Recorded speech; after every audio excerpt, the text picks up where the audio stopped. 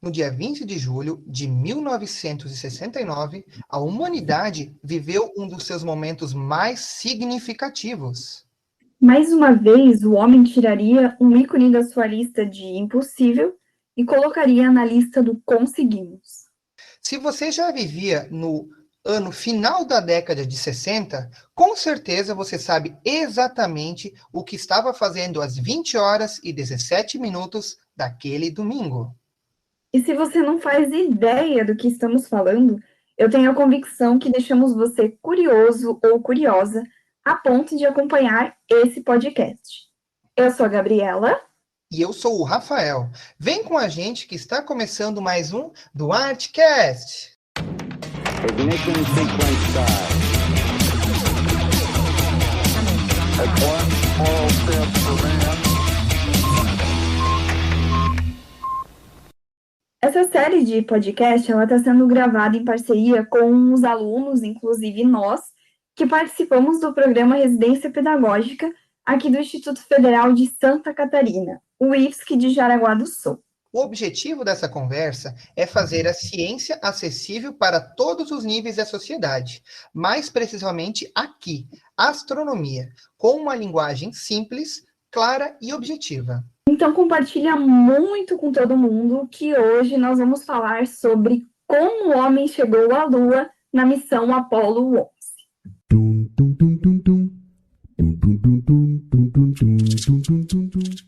Isso mesmo, pessoal. No dia 20 de julho de 1969, foi uma data tão importante e significativa para a humanidade, porque o homem pisou na Lua. Na verdade, foram dois homens que pousaram as suas botas no solo cinzento da Lua, o Neil Armstrong e o Buzz Aldrin. E não menos importante, a missão contou ainda com Michael Collins, o piloto que não pisou na Lua, mas ele foi responsável por garantir a premissa básica de fazer com que a tripulação retornasse para a Terra de forma segura e tranquila. Você deve estar se perguntando agora, mas por que Collins não deu uma saidinha? 2 minutos não ia fazer mal a ninguém, certo? Errado! 2 minutos poderiam ter sido o suficiente para colocar em risco toda a missão, inclusive a vida desses astronautas. É importante destacar que todos os integrantes da Apollo 11, eles estavam muito bem instruídos e eles sabiam exatamente todo o combinado. Você pode pensar, por exemplo, numa viagem que você faz a outra cidade. E o motorista ele resolve trocar com um passageiro simplesmente porque ele gostaria de curtir melhor a paisagem. Mas o passageiro em questão, ele não possui a Carteira Nacional de Habilitação, a famosa CNH. Na melhor das hipóteses, tudo vai dar certo. Mas também existem alguns riscos, como acidentes, imprevistos, que podem atrasar essa viagem, podendo durar, então, 2, 3, 4 ou 5 vezes mais o tempo do que o esperado. E agora, imagine a distância da Terra até a Lua. Equivale a 384.042 quilômetros e tem uma duração, essa viagem, em média de 3 dias, a uma velocidade média de 38,6 mil quilômetros por hora. Se formos caminhando, a distância da Terra ela será equivalente a 14 anos de caminhada. De carro, seria 5 longos meses. O primeiro veículo espacial, a nave Apollo 11, que levou o homem à Lua, demorou aproximadamente 3 dias, 3 horas e 49 minutos para chegar lá. A viagem, ela de fato é longa. Ela precisa ser perfeita.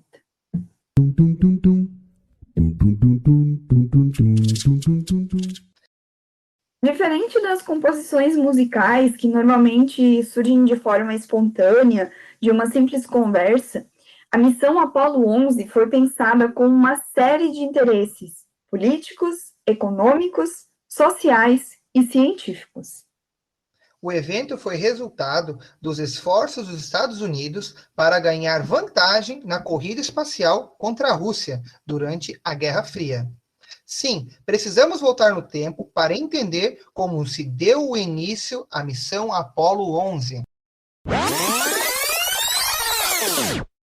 A missão ela é um pequeno episódio do que foi a corrida espacial inserida dentro da Guerra Fria, uma guerra travada entre os Estados Unidos e a União Soviética, para ver basicamente quem dominaria o espaço. Entre 1957 e 1975, americanos e soviéticos dedicaram altíssimas somas de dinheiro para investir nessa competição. E aí, quem saiu na frente?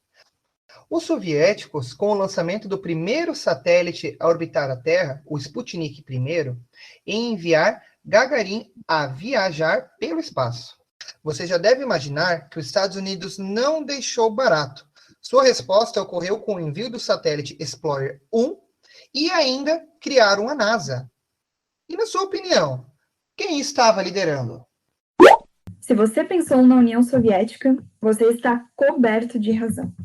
Os soviéticos enviaram o primeiro homem ao espaço, Yuri Gagarin, em 1961.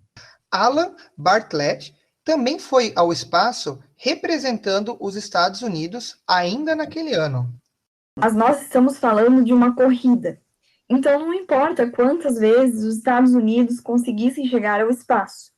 O primeiro homem foi e sempre será da União Soviética. Quem não gostou muito disso foi o presidente dos Estados Unidos, John Kennedy, que estabeleceu uma meta nacional em 25 de maio de 1961. Realizar um pouso lunar tripulado e retornar à Terra. O objetivo principal da missão era esse. Os objetivos de voo adicionais, eles incluíram a exploração científica pelo módulo lunar, implantação de uma câmera de televisão para transmitir sinais para a Terra e implantação de um experimento de composição de vento solar, pacote de experimento sísmico de um laser hanging retroreflector. Durante a exploração, os dois astronautas eles deveriam coletar amostras e materiais da superfície lunar para poderem retornar à Terra. Eles também deveriam fotografar extensivamente o terreno lunar. Apollo 11 é o nome da missão que conseguiu chegar à Lua. E Apollo é o nome dado ao programa que é responsável pelo Apollo 11. Parece difícil, mas você pode pensar, por exemplo, na sua cidade. Existem diversos bairros, cada um nomeado de uma forma, mas o conjunto deles vai compor a cidade. E é exatamente isso que acontece com o programa Apollo. Certamente existem outros bairros da Apollo e nem todos deram certo. Apollo 1, que foi lançado no dia 27 de janeiro de 1967. Essa missão foi um desastre total. Ela resultou na morte dos 3 astronautas que compunham ela: Gus Grissom, Edward White e Roger Chaffee.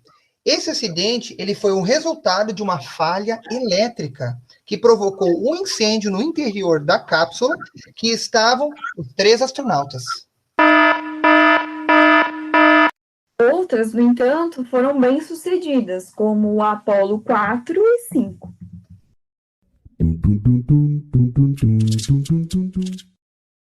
O lançamento, realizado no dia 16 de julho de 1969, precisamente às 9 horas e 32 minutos do horário de Flórida, o foguete Saturn V, de 111 metros de altura, iniciou sua decolagem, com um impulso de 34,5 milhões de newtons, a partir da plataforma 39A de Kennedy.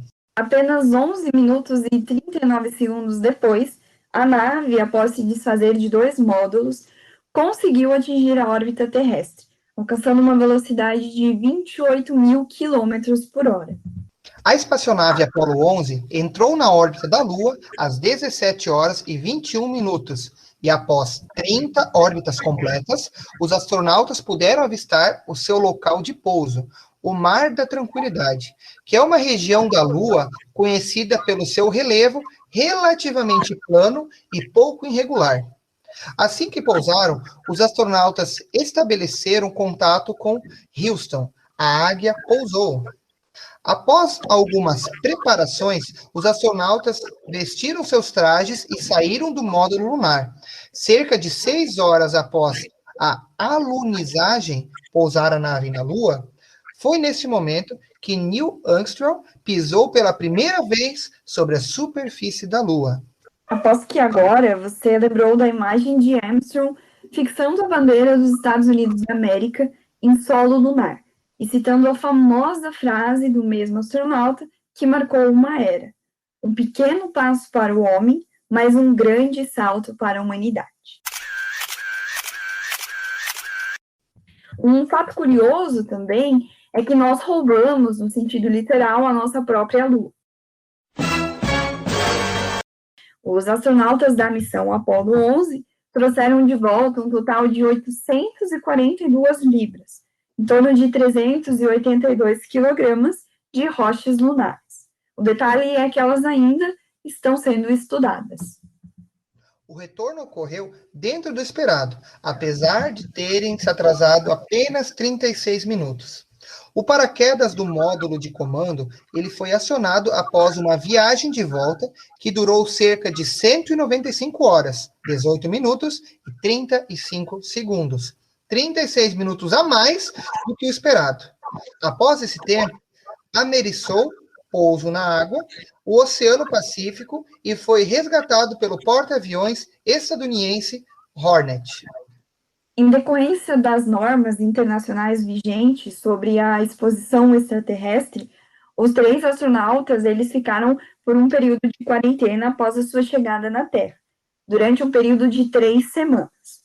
E toda essa viagem, coleta e exploração durou 8 dias, 3 horas, 18 minutos e 35 segundos. E cá entre nós, para Michael Collins, pareceu uma eternidade.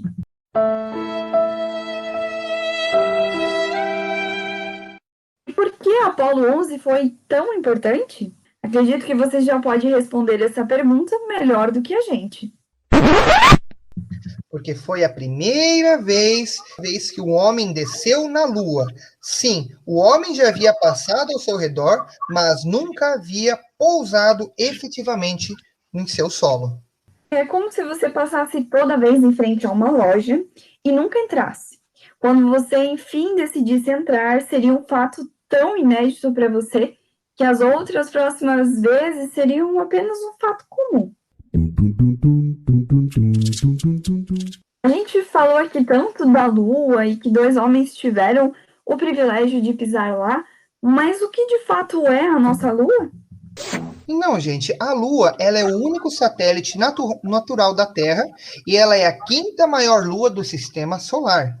O raio da Lua ele é aproximadamente 1/4 do raio da Terra. Como o volume de uma esfera é proporcional ao raio ao cubo, o volume da Lua ela chega a ser 49 vezes menor que a da Terra.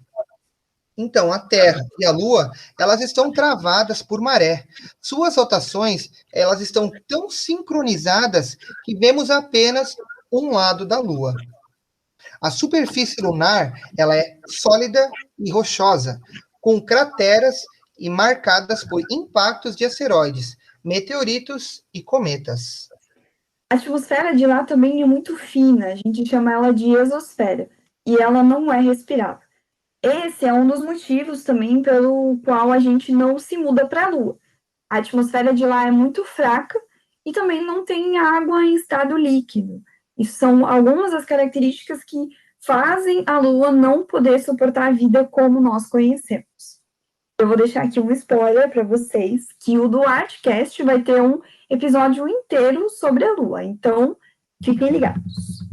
Se você se atentou no que acabamos de falar, você deve estar pensando, agora se a nossa Lua é a 5ª maior do nosso sistema solar e o nosso planeta só tem uma Lua, aonde estão as outras luas? Sim, existem outras luas, cerca de 200 outras luas que orbitam os planetas do nosso sistema solar. E a disposição delas não é de forma simétrica e proporcional. A Terra, por exemplo, ela tem apenas uma lua. Júpiter tem 79 luas, Mercúrio e Vênus não possuem nenhuma. Frequentemente, novas luas elas são descobertas, nomeadas e consideradas potencial para abrigar vida devido às características consideradas essenciais. Sim, uma série de outras luas já foram estudadas e têm elementos que podem suportar a vida. E, além disso, elas também despertam muita curiosidade na humanidade. E quem sabe, uma delas não pode ser a nossa próxima missão? E é com isso que encerramos este episódio sobre a missão Apollo 11. Fiquem ligados nos próximos episódios do Duartecast. E até a próxima, pessoal!